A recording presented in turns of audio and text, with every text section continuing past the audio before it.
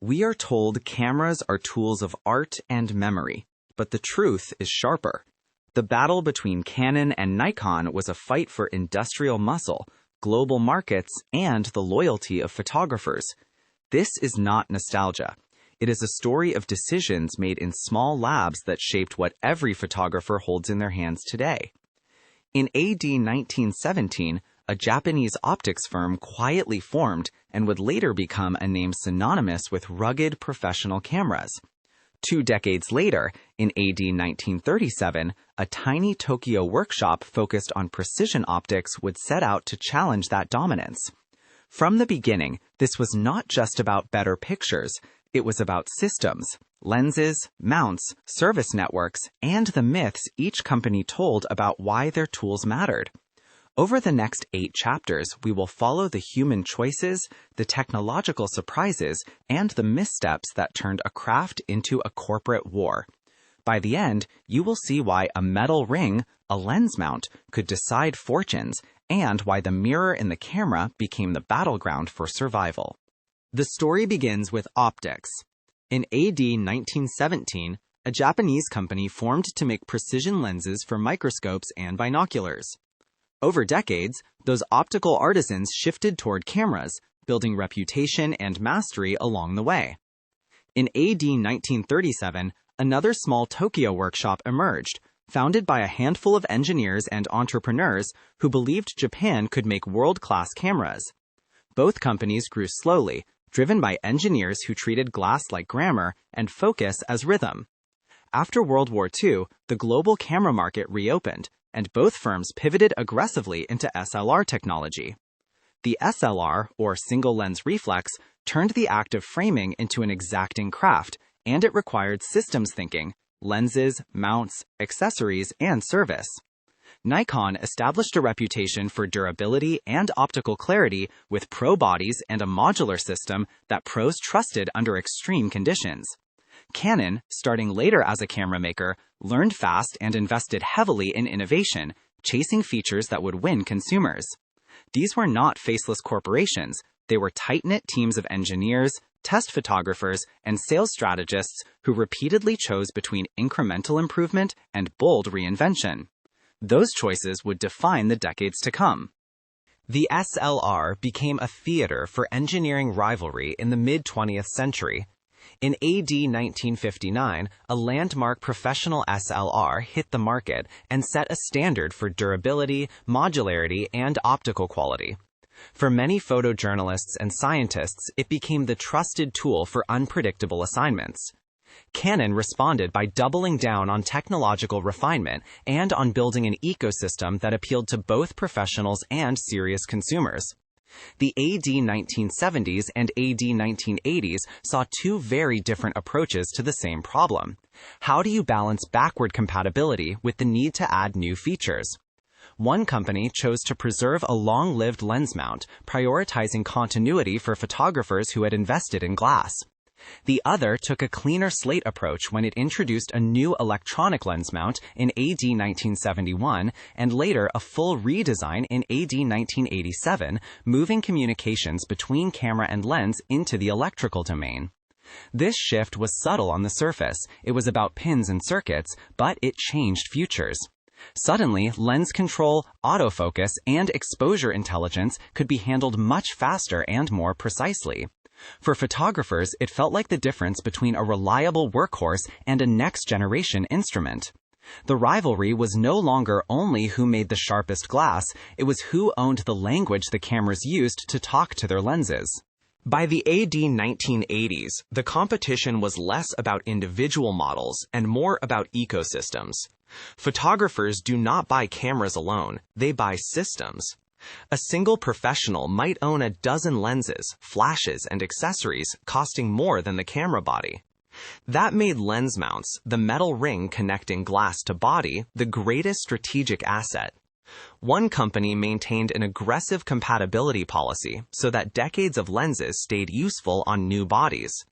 The other built a forward-looking electronic mount that made lenses smarter, but it required photographers to adopt a new standard. These were human decisions made by executives who weighed short-term disruption against long-term control. Marketing teams amplified the message with carefully staged endorsements from renowned photojournalists and portraitists. Service networks, dealer relationships, and rental houses in major cities reinforced the momentum. When a pro chose a system, they were choosing the company that would show up during breakdowns, the engineers who would build the next shift lens, and the resale value decades later. This is why the so-called SLR war felt personal. It tied into livelihoods, artistic identities, and the cold arithmetic of capital investment.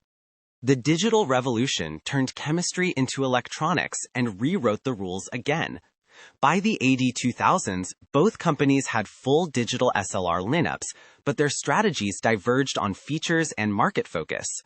One landmark moment arrived in AD 2008 when a full-frame digital camera captured the imagination of both photographers and filmmakers by offering high-quality video in a stills body. Suddenly, a camera system could be a creative hub for independent filmmakers, wedding shooters, and hybrid journalists. That device did for prosumer video what earlier SLRs had done for stills. It made new work possible at accessible prices. During this era, one company accelerated its dominance by aggressively expanding consumer models, lenses, and marketing to content creators. The other continued to refine optics and ergonomics for professionals while growing its digital sensor technology step by step. Underneath the flash and hype, engineers debated sensor designs, autofocus algorithms, and heat management, the invisible battle that decides real-world usability. Parents, ad agencies, and wedding photographers all felt the ripple effects of these engineering choices. The SLR war had entered the Silicon Age, and the ground kept shifting beneath both camps. Every advantage carries a cost. For decades, one company relied on massive backward compatibility and a huge installed base of lenses. That strategy bought loyalty and kept professionals in the fold, but it also made radical architectural change harder. The other company, freer to redesign, had to accept the friction of asking photographers to replace glass and relearn systems. When mirrorless technology matured, photographers and engineers faced a fork: preserve the past or embrace a new future. The conservative choice minimized immediate customer pain. The bolder choice risked alienating longtime users but offered cleaner, faster performance and more efficient optical designs. These were boardroom choices colored by human stories: product managers who had spent careers building relationships with rental houses, engineers who had patented communication protocols, and brand chiefs who feared losing trust.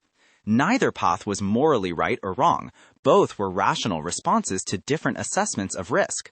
The real strategic turning point came when outside competitors proved that mirrorless could offer smaller bodies, faster autofocus, and new lens designs without sacrificing image quality. That external pressure rewrote incentives overnight.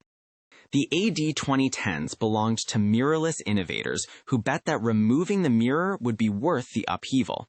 A new generation of sensors, autofocus systems, and electronic viewfinders matured rapidly. An outside competitor pushed aggressively into mirrorless markets, gaining real momentum and forcing legacy friends to respond. In AD 2018, both of these historic manufacturers introduced new full-frame mirrorless systems with fresh mounts, signaling an end to the long-running assumption that SLR architecture would dominate forever. For photographers, this was both exhilarating and frustrating. Suddenly, the choice was not only which brand made the sharpest lens, but which ecosystem would support the next decade of creative work. Engineers celebrated newfound freedom. Lenses could be redesigned for shorter flange distances, autofocus could use on-sensor phase detection, and image stabilization could be rethought across bodies and optics. Business leaders scrambled to manage existing inventories, update service networks, and reassure pros with roadmaps and adapter solutions. The result was an intense period of product launches, aggressive marketing, and, above all, decisions that would shape photographic habits for years. The mirror might have been removed, but the fight for hearts, patrons, and professionals had never been fiercer. What does this long rivalry teach us? First, technology alone does not win. Ecosystems do. Photographers buy systems, not just standalone devices, and those systems are built from decades of trust, service, and lens investments. Second, conservatism can be both a refuge and a trap. Protecting customers is noble, but it can slow adaptation when the market rewrites its rules. Third, modular thinking matters. Companies that treat lenses, mounts, and software as parts of a single strategy are more resilient. Lastly, the human stories. Engineers in dim labs, product managers convincing skeptical partners, rental house owners guarding their fleets are the true center of this history. The mirrorless shift is not a final victory for any one company. It is a reminder that even giants must reinvent or be overtaken by nimble rivals. For photographers, the takeaway is simple. Invest in tools that match your needs, but watch the market for the tectonic shifts that rewrite value. The Canon versus Nikon saga shows that industry legends are made and remade by choices, and the next camera revolution is never very far away. I hope this deep dive gave you a new perspective on the strategies and the relentless mindset behind these global icons. If you enjoy deconstructing business empires and tech legends in this tech archive style, make sure to hit that subscribe button and turn on all notifications. That way, you will never miss a new blueprint of history. For those of you ready to explore more boardroom coups and technological breakthroughs, I have handpicked 2 videos for you right here on the screen. Click one to keep watching. I will see you in the next one. Thanks for watching.